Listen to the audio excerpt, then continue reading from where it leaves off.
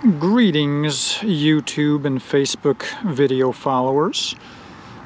We're back out here. We got three of us. Corey is right over there. Luke is behind me on the other side of this property. This is where we came out the other day and found a handful of old silver coins, a couple little pieces of jewelry. First target of the day for me. I've never seen one of these before. The green tells me it's copper. You can see the copper color coming through.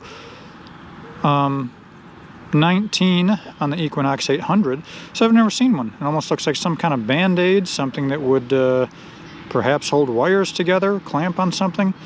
Not sure, but I found it. Let's see what else we can find out here.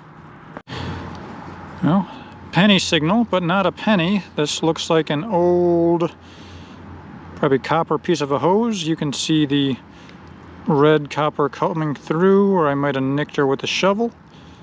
But copper's copper, more for the pile. Okay, first coin coming out of the ground. This looks like a 1974, so she'll be a copper penny. She's a memorial, so we're getting into the older ones. Luke, of course, just pulled out I believe it's a Barber $50, significantly more older. I think that was like a 1907. So let's see what else we can pull out of the ground here. Here's something different. Normally dimes on the Equinox 800 are going to pull up a solid 25. I was getting a pretty loud 23, 24. And this is a clad dime. I'm thinking probably 2001 it looks like. But it's coming up lower. Whenever you get them filthy and start to turning red here in western New York, you're going to lose a couple of your numbers. So I tend to avoid 23, 24s. That's often just aluminum scrap, or what we call can slaw. But you can find coins, so don't always just trust the numbers. Go by the good sounding signal. I'm getting what sounds like a quarter. You hear that high chirp? 29, 30, 31. So this should be a quarter. I'll let you dig with me, see if that's what we pull out of here. Since you don't want to kill the grass, what I like to do is just make, a C in any direction, three-sided, so you can just flip the plug over. Nice little pyramid here. And then figure out if we got to go deeper or if we got her in the plug. Ooh.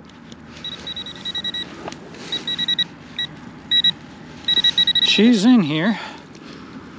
A little bit of surgery, see if we can get her out. Excuse me, worms and grubs.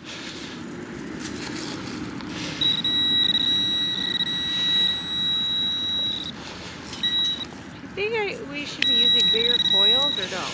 No, because it's wet out here. It's actually helping us. Oop. There we go. Not an older one, even though I see 1788. Get excited for a second, but then you remember these are state quarters. So the actual year is 1999, and this is a Georgia state quarter.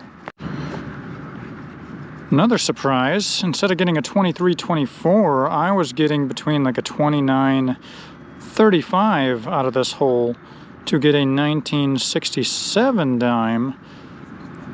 See, now that she's out of the hole, what are we ringing up as? Oops. 26, that's closer to it. So the ground being damp, and the kind that makes your dimes red, is definitely flipping the signals from what they're normally coming up as. So you kind of got to dig a little bit of everything if it sounds good. Again, 12, 13. I was thinking more was going to be a pull tab. You can see it. Nickel. See if I can get us an age on this one. This one is very, very red. It looks like a 74. So this one isn't as bad. You know, nickels pretty much ring good, but they're usually a 13. And this was more 12 than 13. Another 34 signal strikes again. This is a red dime, 1977. Make sure. Nothing else in the hole. Alright, we're going to have funky numbers all day at this park. Some more old copper. I would assume something like this was probably part of a horse tack bridle ring, something like that. You can definitely tell by the green and the red that this is copper. She's probably going to ring up just like a penny. Or not, 32.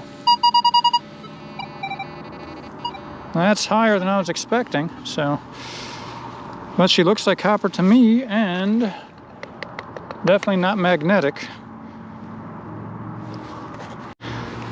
There we go. Bit of digging to get her out. This looks like a 1955 wheat penny. You can barely see the 1 cent. We'll get her cleaned up, but we're getting back onto the older coins out here. This one's strange until I get her cleaned up. Is this magnetic? Yes, it is. So it's probably some type of iron, but it looks like you have a hole back here, a hole up there. I don't know if that's just, really can't tell what that is. We'll see when we get her cleaned up later. Another screaming signal. That's usually a quarter. Let's see if we can dig her out together. 1, 2, 3, and flip her over. Where will she hide?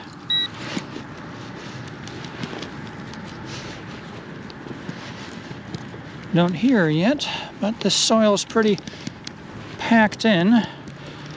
Do a little surgery here, see if that gives us the signal on the pinpointer. Yep.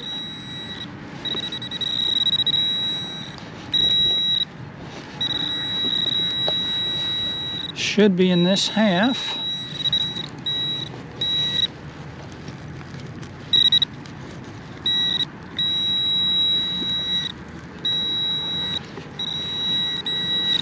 Alright, she's in my hand. There we go. And do we have anything of value?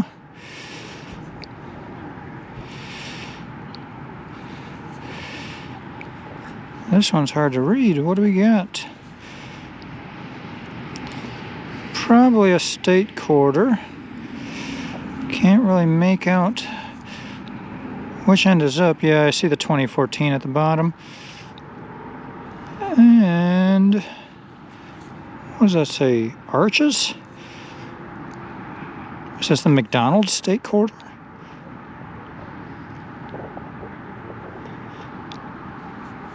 I do not know. But she'll be newer. I'll figure her out and get her edited on the video. Alright, no more messing around with the little coils on this big field. I'm going to run the EQX 15, the largest coil currently available for the Equinox series.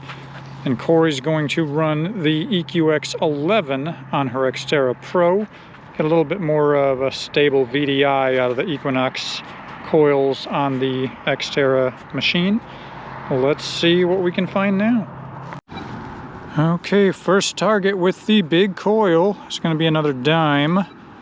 Getting that jumpy signal up around 34. About a 9 number difference, 25 to 34. But this one just looks like a year 2000. So a red clad dime. I thought I was going to have to go deeper for that, so I'll check the hole, see if I find anything else in there. Another penny for the pile. This one will be a 1974. So 95% copper. You always want the ones up until 82. 83 was the changeover year into the zinc that pretty much just deteriorates in the ground. But she'll clean up nicely. How can you betray me, Mountain Dew? First kidney stones and now this? Definitely Red Dime City out here, but this guy is a 1969, so we're getting closer to the silvers, and the sun's coming out, so that's always good in November here in Western New York. Got another weedy out of here. This one is dark. I don't know if I'll get a year out of that one, even in the light. 19 something 4, could be 24, 34, could be 14. I will not know until I get her cleaned up later, but that is another wheat, much cleaner back end. Would you look at that?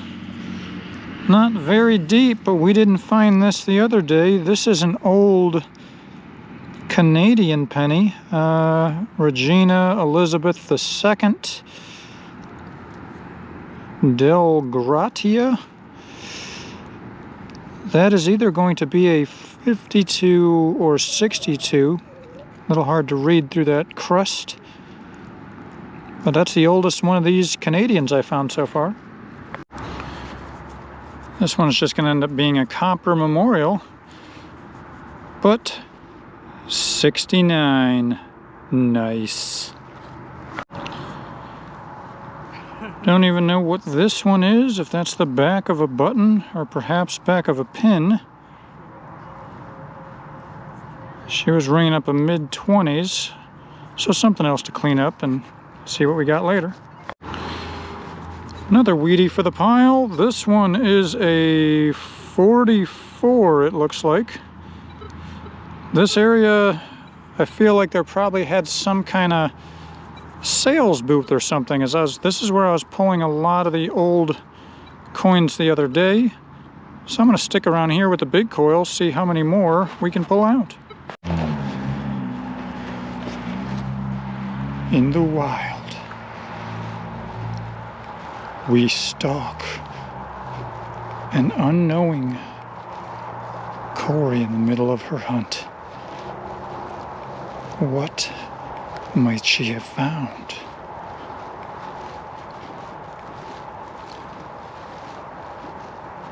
It gets dangerous to get this close. Ridiculous. What do you got? I don't know. It made a sound, and then I hit this beeped, and now I lost it, and I can't find anything, and it's... Today's mystery target. That looks like about half of something. And I'm guessing if I had something to poke all the way through there, that's probably going to be a hole all the way through. Something for mounting, maybe, you know, like a doorbell. Something would sit in the middle of there. But there isn't another part of it. And it's not magnetic. I don't know if that makes it tin. It's got some weight to it, though. This guy was a mid-20s signal. She's thicker than can slaw. Probably some kind of scrap metal that got smacked by a lawnmower at some point. I don't think it's jewelry, but it might be something from brass. Check this out. I think this was like a 19 to 22. I believe that's going to be a key, most likely. Not sure if I could punch that little, yep. So you'd have a ring, but that looks almost like a, you know, a plus sign end there. Mostly like a key to me, and doesn't appear necessarily to be broken, but just like a key to like a small lockbox. So that's interesting. All right, here we are for the wrap-up and Corey's timely sneeze. On this side, I got 2 clad quarters, probably a clad nickel, Looks like 6, I'm guessing all clad dimes. I did find 4 wheat pennies and this 52 or 62 young Elizabeth Canadian penny. 4 clad, or at least copper memorials. Got random pieces of copper. I definitely got to start saving this stuff because, you know, that weight's going to start adding up. Your normal scrap cans, whatever big iron piece this was. Who knows, but heavy. Same thing this. I think that's probably lead. Really want to clean that up and figure out what that is. It could just be part of an old battery terminal from a car. Then we get on to Corey's stuff. Corey's got drugs because Corey's a bad girl. Some type of pen. What is that guy? Unknown.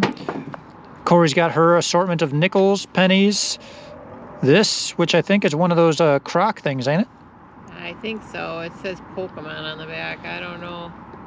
Warning. I don't really know. Who knows? Hazardous small parts.